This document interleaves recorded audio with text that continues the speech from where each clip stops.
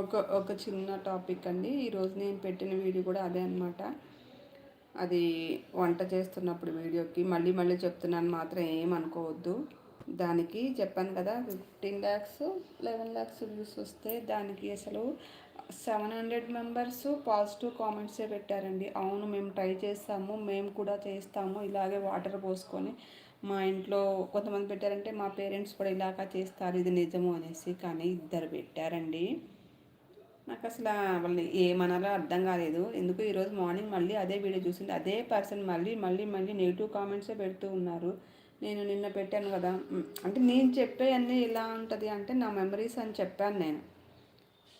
అవి షేర్ చేసుకోవడంలో తప్పేముందండి దానికి.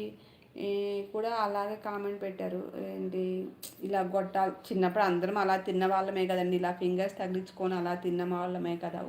ఇప్పుడు ఇది వాళ్ళు ఇదిగా చెప్తా ఉన్నారు కానీ నాకు అర్థం కాలేదు. సరే ఫోన్లే వదిలేశాను. కానీ నాకు అనిపించింది, ఓహో వీళ్ళు ఇలాగే ఉంటారు గమలు, వాళ్ళు దానికోసమే ఉంటారేమో అనేసి అనిపించింది అనమాట.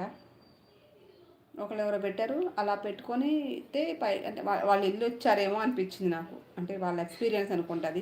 అది ఒక చిన్న విషయం అక్కడ అబ్జర్వ్ చేయండి.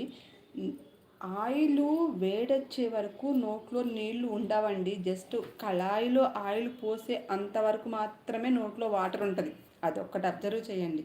వెంటనే వాటిని వదిలేస్తాము సింక్లోకి, అర్థమైందా? అంతేకాని నోట్లో నీళ్లు నింపేసుకొని పిండి వంటలు ఎవరూ చేయరండి. జస్ట్ కళాయిలో ఆయిల్ పోసే అంతవరకు మాత్రమే.